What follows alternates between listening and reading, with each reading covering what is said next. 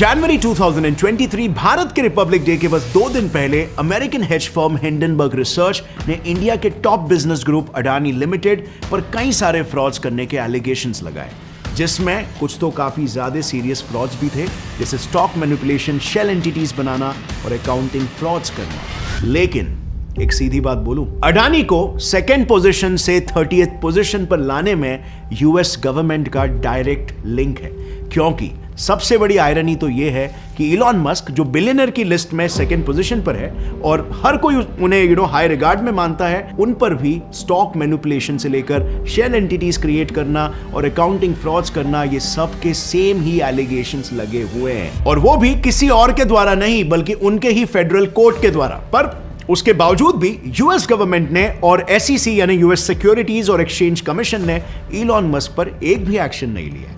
ये क्यों? ये ऐसा क्यों हो रहा है? ये सब समझना बहुत ही ज्यादा इंपॉर्टेंट है, क्योंकि इससे आपको ये समझ में आ जाएगा कि कैसे यूएस गवर्नमेंट इलॉन मस्क को उस पोजीशन पर मेंटेन करवाने के लिए आउट ऑफ द वे जाकर भी मदद कर रही है। वेल, हेलो फ्रेंड्स, मेरा नाम है गौरव ठाकुर और साल 2016 में टेस्ला ने सोलर सिटी नाम की एक सोलर पैनल लीजिंग और सेलिंग वाली कंपनी को $3 बिलियन में एक्वायर किया था।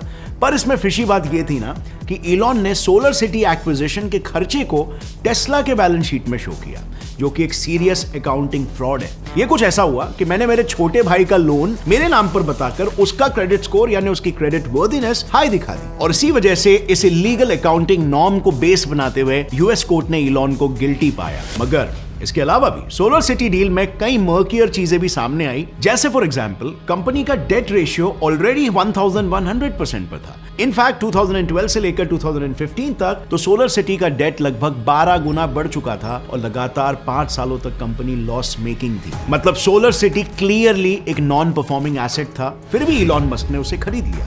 Scandalous, right? और अगर इसी एग्जैक्ट चीज को अडानी ग्रुप के साथ कंपेयर करें तो अडानी का डेट रेशियो 100% के अंदर है, और most important part Adani group का कैश इन हैंड। इससे पता चलता है कि एक कंपनी कितनी कैश रिच और सस्टेनेबल है। तो अडानी के केस में कैश इन हैंड का परसेंट सोलर सिटी जैसी छोटी कंपनी तो छोड़ो, टेस्ला से भी 17 गुना ज्यादा है। तो अब सवाल यह आता है कि आखिर ऐसी लॉस मेकिंग कंपनी को इलॉन मस्क ने खरीदा क्यों? वेल, इसका एक सिंपल सा जवाब है लिंडन राइफ, जो कि सोलर सिटी के फाउंडर होने के साथ इलॉन का कजिन भी है। सो लिंडन की कंपनी एक लॉस मेकिंग कंपनी थी, और इस कंपनी को सस्टेन करवाने के लिए इलॉन ने कई अलग फ्रॉडुलेंट मेथड से पैसे इन्फ्लक्स करवाए। लेकिन इसके बावजूद भी उन्हें कोई भी पकड़ नहीं पाया, क्योंकि इलॉन ने बड़े ही स्मार्टली खेलते हुए इंटर कंपनी इन्वेस्टमेंट्स बताए, जिससे ऐसे लगते रहा कि कंपनी का रेवेन्यू अच्छे खासे कंडीशन में। बट वेट, इन सारे इंटर कंपनी इन्वेस्टमेंट्स को और अच्छे से डिकोड करके आपको समझाता हूं। तो देखो, सबसे पहले तो ये समझ लो कि ये सारे inter company investment solar city को एक सस्टेनेबल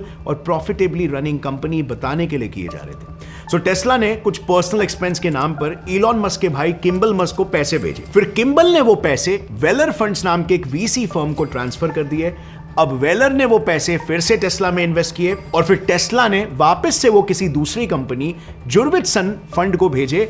इसके बाद जुर्विटसन फंड ने जाकर सोलर सिटी में री इन्वेस्ट किया, और ये कैपिटल फंडिंग का साइकिल कंटिन्यू रखा ताकि कंपनी अकाउंट्स में इनवर्ड ट्रांजैक्शंस दिखते रहे। So it was a very nice strategy to make it look कि कंपनी में कुछ इनफ्लो हो रहा है। लेकिन इन सब के साथ इलॉन मस्क पर लगने वाला सबसे बड़ा चार्ज ये था कि उसने venture capital firm Goldman Sachs के साथ मिलकर टेस्ला के शेयर्स के साथ पंप एंड डंप यानी स्टॉक मैनिपुलेशन की फ्रॉडुलेंट प्रैक्टिसेस की थी। मतलब उन्होंने ट्वीट्स करके पहले शेयर्स की वैल्यूएशन को बढ़ाई, फिर वापस ट्वीट करके उसे रिड्यूस की, जिससे इन्फ्लेटेड प्राइसेस वापस से गिर गए, और ऐसा करने की वजह से एक अच्छा खासा डिफरेंस क्रिएट हो गया, जिस डिफरेंस से उन्होंने इलीगली प्रॉफिट कमाए। अब कुछ सिमिलर आरोप अडानी पर भी लगे थे कि वो केतन पारेख के साथ मिलकर अडानी ग्रुप के शेयर्स को मैनिपुलेट कर रहा है, बट ये सिर्फ आरोप था। बट इलॉन मस्क के केस में ये प्रूवन चार्जेस है। लेकिन फिर भी आज अडानी को लोग बिना किसी फैक्चुअल नॉलेज और ठोस सबूत के बस बैश ही किए जा रहे हैं, जिसमें किसी का भी फायदा नहीं हो रहा। लेकिन फ्रेंड्स, मेरे पास आपके लिए एक ऐसा प्लेटफॉर्म है जहां पर आप अपने इन्फॉर्म नॉलेज और ओपिनियंस के बेसिस पर रिवॉर्ड्स अर्न कर सकते हो। जी हाँ, मैं बात कर रहा हूं प्रोबो ऐप की, और इस ऐप पर आप सिंपल सवालों के जवाब देकर ढेर सारे इनाम जीत सकते हो। वेल, यहां पर सवाल भी काफी सिंपल है, जैसे इंडिया ऑस्ट्रेलिया के अगेंस्ट फर्स्ट ओडीआई मैच कौन जीतेगा। इसका जवाब आपको सिर्फ हाँ या ना में देना है, और सही जवाब पर आप प्रॉफिट अर्न कर सकते हो। ये एक ट्रस्टेड ऐप है जिसे 1 करोड़ से भी ज्यादा लोग यूज करते हैं और रोज अपने ओपिनियंस का सही इस्तेमाल करके पैसे कमाते हैं। सो इसमें पैसे ऐड करना और अपने जीते हुए पैसे को विड्रॉ करना बिल्कुल आसान है, वो भी Google pay, Paytm, debit card etcetera के through. So now whatever your interest are, like cricket, finance, YouTube, यहां तक कि मूवीज भी, इस ऐप पर आप हर तरीके के सवाल का जवाब दे सकते हो। तो आज ही डाउनलोड करो प्रोबो ऐप, जिसका डिस्क्रिप्शन में दे दिया है मैंने लिंक, और मेरे लिंक से डाउनलोड करोगे तो 25 रुपीज का आपको एक्स्ट्रा बोनस मिलेगा। And now let's jump back to our topic. मामला बहुत ही गंभीर हो रहा है। अब क्रिप्टो करेंसीज का हाइप जब भी मार्केट में क्रिएट हुआ था, तब भी आपने इलॉन मस्क का ये बिहेवियर देखा होगा कि वो बार बार ट्वीट्स करके क्रिप्टो करेंसी से डोज कॉइन हो गया, ये सब कॉइन्स की वैल्यू को बढ़ाते थे, फिर बाद में उसकी वैल्यू क्रैश हो जाती थी। तो ये जो डिफरेंस क्रिएट हो रहा है, प्रॉफिट कौन कमा रहा है इससे? वेल, क्लियरली इलॉन मस्क की कंपनियां। बट एक बात बताऊं, टेस्ला की असलियत जानने के लिए आपको इतना भी डीप जाने की जरूरत नहीं है। आप बस टेस्ला की 2009 से प्रॉफिट एंड लॉस स्टेटमेंट को ही देख लो, तो आप खुद समझ जाओगे कि कंपनी 2009 से 2019 तक लॉस में ही रही है। मतलब अगर टेक्निकली देखा जाए तो हिंडनबर्ग को तो टेस्ला पर सबसे पहले रिपोर्ट जारी करना चाहिए था, लेकिन वो करता भी कैसे? क्योंकि ये कंपनी तो खुद ही यूएस गवर्नमेंट बैक्ड है।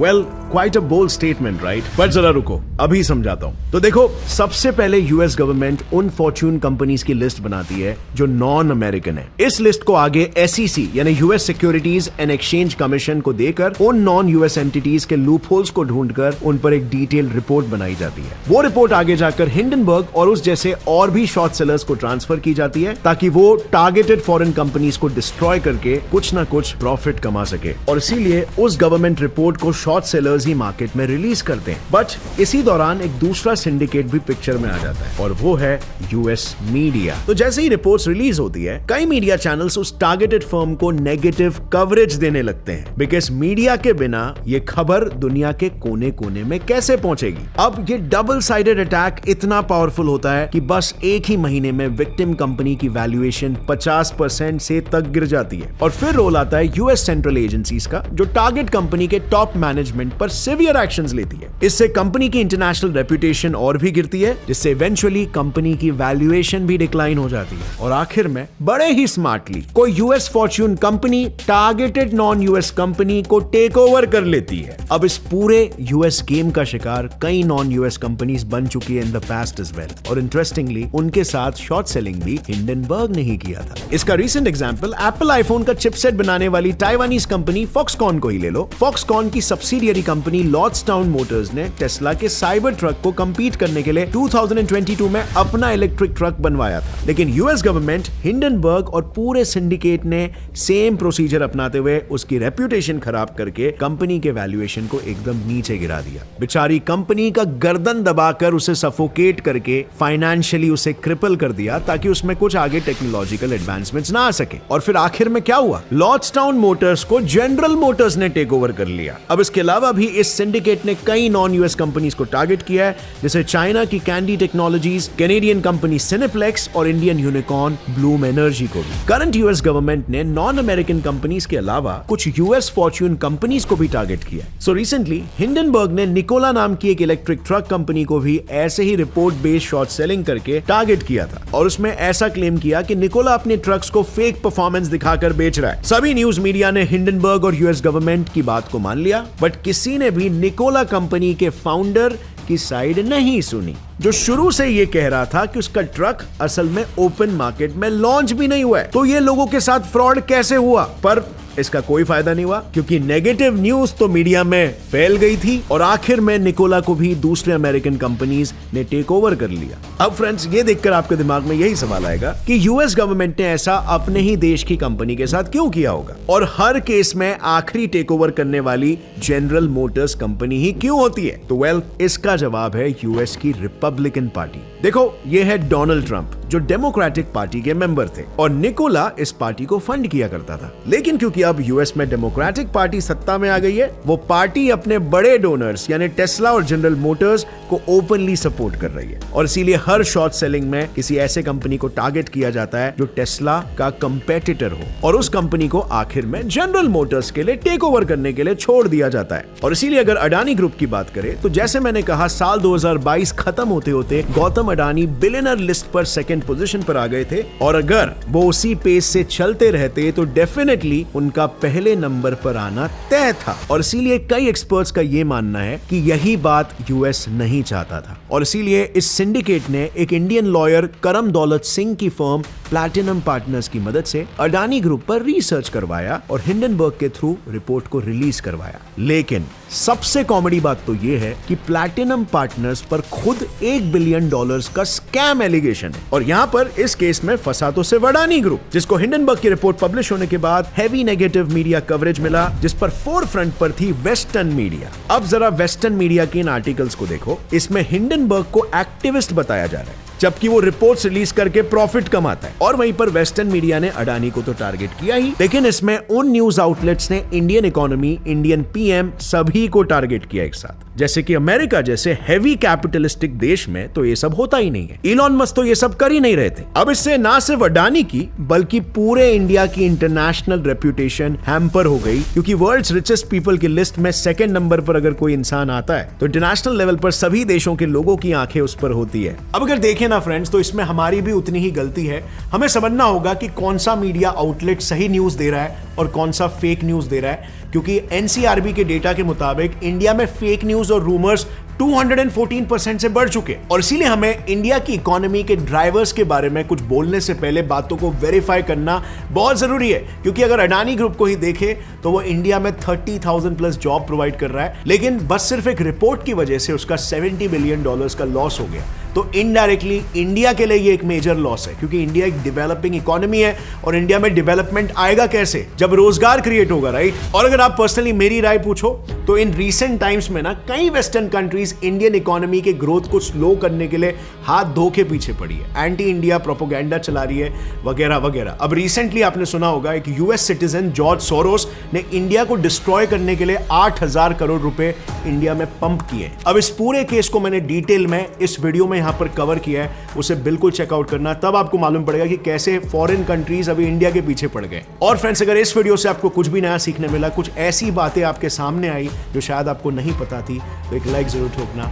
Gate set fly fact channel को भी सब्सक्राइब कर लो और बेल नोटिफिकेशन दबाओ ताकि आगे आने वाली हमारी कोई भी वीडियो की अपडेट आप मिस ना कर सको। See you next time friends. Till then, as always, stay curious, keep learning and keep growing. Jai Hind.